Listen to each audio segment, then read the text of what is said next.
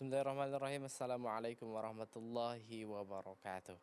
Alhamdulillah wassalatu wassalamu ala Rasulillah wa ala alihi wa ashabihi wa man walah amma ba'du.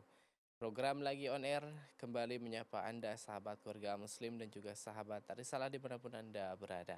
Insya Iya. Allah selama 1 jam ke depan bersama saya Fatur Rahman dan juga ada rekan saya Hei. Mas Riyadi. Assalamualaikum. Waalaikumsalam warahmatullahi wabarakatuh. Sehat?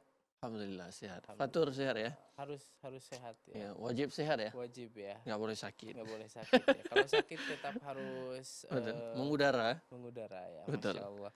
Baik, di Mm-mm. kesempatan kali ini sahabat keluarga muslim dan juga sahabat Risalah dimanapun Anda berada, Ya, pembahasan lanjutan ya. lanjutan yang sudah pernah kita bahas setiap Senin ya. Betul. Namun karena Senin kemarin kita nggak ada ya. Terselang dengan Idul Adha ya. Ya, betul. Minggu-minggu Idul Adha, jadi pembahasannya tentunya khusus dengan berkaitan bulan Dzulhijjah ya. Betul. Jadi Nah, di kesempatan kali ini pembahasan kita lanjut ya, di hari Senin dahulu kita sempat ada praktek pembungkusan jenazah ya. ya, dan tentunya kita akan lanjutkan pembahasan kalau nggak salah terakhir kita di cara mensolatkan Iya, betul. jenazah ya. Betul. Tapi masih ada beberapa hal yang akan kita bahas dan tentunya nanti kita akan bahas secara lanjut, dan kami juga mengajak nanti sahabat keluarga muslim dan juga sahabat Risalah yang ingin ikut bergabung ya menghubungi kami di 0817944282. Atau bisa juga di 0852 7115 345. Ya, narasumber Ya. kita yang sudah hadir, Ya. kita akan sapa terlebih dahulu. Masya Assalamualaikum Allah. Ustaz. Waalaikumsalam warahmatullahi wabarakatuh. Apa kabar Ustaz? Alhamdulillah bi khairin. Alhamdulillah, Masya Allah. Alhamdulillah. Nahnu bi khair Ustaz. Alhamdulillah Masih ya. ngantuk Ustaz saya ini. Masih ngantuk. Oke, Ustadz, mengenai pengurusan jenazah nih ya, kita kan sudah ke tahap kemarin terakhir Mensolatkan, jenazah Ustadz. Tapi ada beberapa hal yang perlu kita bahas, belum habis nih ya. Betul. Nah Ustadz, ini mengenai tata cara sholat apa ya? Sholat Salat goib ghaib ya. ya. Sholat goib ini Ustadz ada nggak? Karena mungkin apa ya, keluarganya jauh gitu ya, kemudian tidak bisa datang, kemudian juga udahlah minimal sholat goib itu, atau bagaimana nih Ustadz? Apakah ada tuntunannya atau gimana Ustadz? Ya. Bismillah. Assalamualaikum warahmatullahi wabarakatuh. Waalaikumsalam. Alhamdulillah wassalatu wassalamu ala Rasulillah amma ba'du. Bang Nasri, Bang Fatur, yang dirahmati Allah Subhanahu wa taala, pemirsa yang dirahmati Allah. Tentang kelanjutan pembahasan kita, dan ini pertanyaannya tentang sholat gaib ya. Pertama, sholat gaib itu memang pernah dilakukan oleh Rasulullah Sallallahu Alaihi Wasallam. Ada beberapa riwayat yang menjelaskan tentang Rasul pernah melakukan sholat gaib. Ya, paling tidak disebutkan ada 4 orang sahabat yang pernah disolatkan secara gaib oleh Rasulullah Sallallahu Alaihi Wasallam.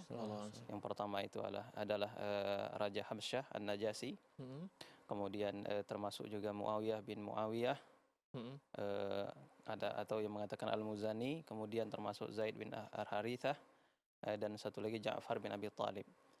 Nah, kemudian dari riwayat-riwayat yang menyebutkan 4 orang nama sahabat ini, hadis yang sepakat para ulama kesahihannya ya, itu adalah hadis yang pertama tadi, berita tentang Rasulullah SAW pernah mensolatkan Najasi ya, Raja Habsyah ketika itu. Nah, sehingga berdasarkan hadis yang sahih ini terjadi khilaf di kalangan para ulama tentang hakikat daripada solat gaib itu tadi. Adapun hadis yang lain tadi yang menjelaskan tentang Muawiyah bin Muawiyah, tentang Zaid bin Harithah, tentang Ja'far bin Abi Thalib ya, itu mayoritas para ulama hadis mengatakan hadisnya lemah sekali, sehingga tidak bisa dijadikan dasar untuk menyatakan masalah solat gaib ini tadi.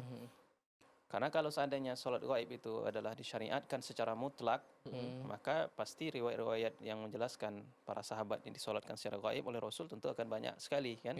Tapi ini tidak terbatas, dan itu pun yang paling sahih cuman hadis yang pertama tadi. Nah, sehingga para ulama memang ada khilaf di sini saya baca itu ada 6 pendapat masalah Masya masalah Allah, khilaf banyak ya. masalah ini kan. Banyak Ustaz ya? Iya, tapi secara umum bisa kita sebutkan jadi 3. Iya. Yang pertama memperbolehkan secara mutlak. Ya, apabila si mayit itu berada di luar negaranya, luar negerinya. Nah, yang berpendapat seperti ini adalah Imam Syafi'i, mazhab Syafi'iyah dan al-mu'tamad min mazhab al-Hanabilah. Jadi mazhab Hanabilah pendapat mu'tamadnya membolehkan dan juga mazhab Syafi'iyah. Ya, dalilnya ada tadi bahwasanya Rasul melakukan hal tersebut ya, dan ada juga riwayat yang menyebutkan bahwasanya Rasul sallallahu alaihi wasallam pernah melakukan salat di atas kuburan ketika salah seorang sahabat yang biasa dikunjungi oleh Rasulullah sallallahu alaihi wasallam waktu dia sakit, ketika itu tiba-tiba meninggal, dan para sahabat lain ketika itu menguburkan jenazah yang meninggal ini pada malam hari. Pada pagi hari barulah dapat kabar Rasulullah sallallahu alaihi wasallam bahwasanya beliau meninggal, dan Rasul mengatakan, kenapa tidak dikabari aku? Nah, kemudian beliau mendatangi kuburan orang tadi dan mensolati di atasnya. Berdasarkan ini kata mereka, ini adalah bukti bahwasanya bisa atau diperbolehkan sholat gaib, itu kan sholat gaib. Karena sholat di atas kuburan itu termasuk sholat gaib. Karena jenazahnya tidak ada lagi di depan imam gitu. Ini pendapat yang pertama. Pendapat yang kedua mengatakan tidak boleh secara mutlak. Alasannya apa? Karena itu hanya kekhususan dari Rasulullah SAW. Pertama, dan yang kedua, kalau kata beliau itu memang kata pendapat yang mengatakan itu tidak boleh, ya. Kalau memang itu adalah disyariatkan, tentunya itu dilakukan di zaman setelah Rasul tidak ada lagi, zaman Khulafa Rasyidin, ya kan, di zaman setelahnya tabi'in. Ini tidak ada satupun riwayat yang menceritakan itu pernah dilakukan, ya. Yang berpendapat seperti ini tentunya adalah Hanafiyah dan Malikiyah. Jadi intinya mereka mengatakan tidak boleh salat, tidak ada syariat dari salat gaib. Itu hanya kekhususan Rasul sallallahu alaihi wasallam. Nah, pendapat yang ketiga ini adalah al-jam'u bainahuma, penggabungan di antara keduanya, dan ini yang disahihkan, dirajihkan pendapatnya oleh di antaranya Ibnu Taimiyah, ya, Imam Al-Albani, Ibnu Qayyim, termasuk Syekh Al-Utsaimin yang saya baca merajihkan pendapat ini, yaitu boleh untuk melaksanakan salat gaib dengan syarat apabila jenazah yang mau disolatkan tadi belum disolatkan dan dia berada di satu negeri yang jauh, ya, yang kewajiban sholatnya tidak dilakukan. Nah, itu yang diperbolehkan. Jadi kata mereka berdasarkan pendapat mereka berdalilkan dari hadis Habasyi tadi. Kenapa? Karena Rasul melakukan tersebut karena memang Raja Habsyah itu waktu meninggal beliau itu ada di negerinya, di mana mayoritas atau ketika itu masih belum ada kaum muslimin di sana, ya, sehingga dia belum disolatkan, makanya Rasulullah SAW mensolatkannya. Nah, jadi kalau sudah ada, kata mereka, sudah ada yang melakukan fardu kifayah mensolatkan jenazah seseorang tersebut, maka sudah jatuhlah kewajiban bagi orang yang lain untuk melakukan sholat gaib tadi gitu. Baik, Masya Allah. Berarti ya namanya fardu kifayah Ustaz, ya, bila dikerjakan oleh suatu kaum, maka untuk kaum yang lain tidak ada kewajiban. Tidak ada lagi kewajiban. Tapi Ustaz, mungkin masyarakat karena berpengetahuan mengenai sholat jenazah ini kayaknya rasanya kurang afdol gitu Ustaz. Kalau misalkan dia tidak ikut mensolatkan, padahal kan kewajiban sudah hilang, sudah gitu jatuh, untuk ya. dia. Nah, Ustaz, salah satu solusi untuk orang tersebut apa yang bisa dilakukan untuk orang yang sudah meninggal nih, Ustaz? Ya, pertama bisa dilakukan dengan banyak berdoa. Tapi kita sudah pernah singgung ya kemarin, kalau jenazahnya masih ada, maka misalnya sholat dengan secara kloter tadi, misalnya ada karena penuh, karena ramai, dilakukan dua kali, dua season gitu. Nah, itu insya Allah Ta'ala itu tidak mengapa. Tapi yang kita bahas ini tadi, yang pendapat yang kuat itu adalah tidak, sholat gaib itu hanya diperbolehkan apabila jenazah belum disolatkan di suatu daerah, ya, dan dia jauh dari kita. Tapi kalau memang sudah ada dilakukan, maka tidak disyariatkan lagi sholat gaib. Itu pendapat yang paling kuat gitu. Nah, jadi pertanyaan tadi gimana? Solusinya gitu gimana? Solusinya. Kalau solusinya itu bagi orang yang misalnya tidak sempat mensolatkannya, ya pertama ya berdoa saja, banyak mendoakan si mayit. Karena sebetulnya inti daripada sholat jenazah itu adalah mendoakan si mayit. Ya. Itu di takbir yang ketiga, bahkan di takbir yang keempat, ya, menurut sebagian pendapat ulama itu adalah isinya doa semuanya. Ya. takbir yang pertama kita membacakan Allahumma ighfir lahu warhamhu wa'afihi wa'fu anhu wa akrim nuzulahu wa wasi' madkhalahu ila akhirih misalkan. Takbir yang keempat ya sebagian dalam mazhab Syafi'iyah misalnya mengatakan ada juga baca doanya di situ. Ya. Walaupun di mazhab Hanabilah mengatakan diam saja. Tapi intinya adalah solat jenazah itu adalah doa, doa untuk si mayit begitu.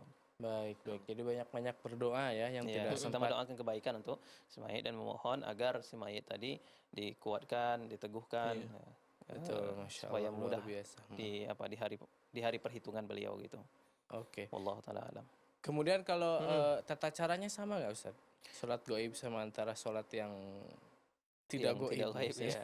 Kalau tata cara sama, ya tata cara tetap sama.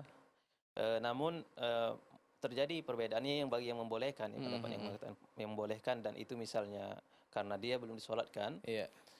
itu tidak mesti menghadap ke mayit. Misalnya posisi kita dengan posisi mayit itu berbeda. Kalau kita menghadap ke arah negeri si mayit justru membelakangi kiblat misalnya itu kan. Iya. Nah, maka kalau dalam sholat gaib itu dia bukan dilihat dari posisi si mayit, tapi kita melihat menghadap ke kiblatnya. Kiblat begitu. tetap gitu ya. Kalau tata cara bacaan itu tetap sama. Wallahu Paling ta'ala. niat saja yang berbeda, saya. Niat pun tetap sama. Tetap sama. Ya. Apakah perlu disebutkan goib gitu, Ustaz? Salat goib? Pertama melafazkan niat itu sendiri kan tidak apa namanya bukan niat ya. Lafaz niat bukan niat. Niat itu ada di hati kata, gitu ya. kata Ibnu Rajab an-niyah mahalluhu qalbu. Niat itu tempatnya ada di dalam hati. Adapun lafzun niyah falaisa biniyah. Lafzun niyah itu bukan niat. Bukan niat. Ya.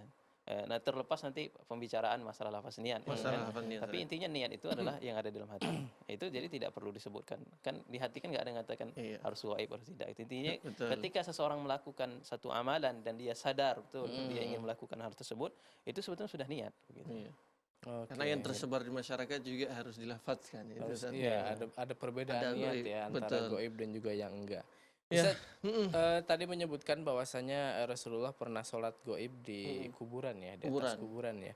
Nah, Ustaz, dan hal ini dijadikan dalil oleh beberapa orang yang membolehkan sholat di kuburan ataupun beribadah di atas di kuburan kuburan, gitu, Ustaz. Karena Rasul pun katanya pernah sholat di atas kuburan ya, Ustaz. Iya.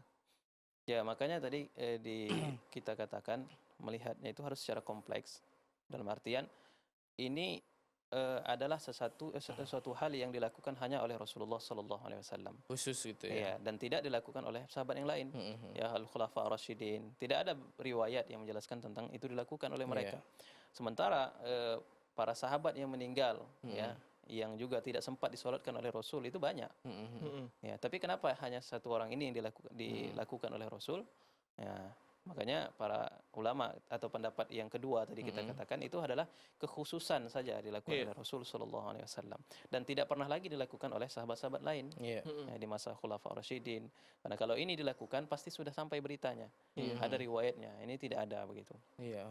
Bahkan riwayat yang menjelaskan tentang salat gaib itu tadi yang tadi kita katakan yang paling kuat itu hanya salatnya Nabi terhadap Najasi. Najasi. Ya. Sementara yang ketiga sahabat lain tadi itu didhaifkan derajat hadisnya. Wallahu taala alam. Karena posisinya Raja Najasyi di negeri sendiri ya, tanpa ada orang Islam di sana. Kan? Betul.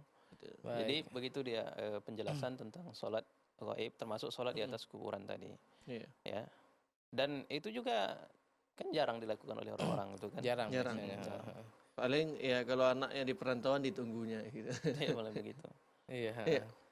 Baik, Ustadz, pembahasan yang menarik dan masih banyak hal yang ingin saya tanyakan dan juga Mas Riyadi ya. Namun kita akan rehat dan sebelum rehat kita mengajak sahabat keluarga Muslim, sahabat Arisalah, silakan nantinya yang ingin ikut bertanya menghubungi kami di 0617944282 atau di 085271153455. Ya, jangan kemana-mana, tetap dalam program Lagi on air.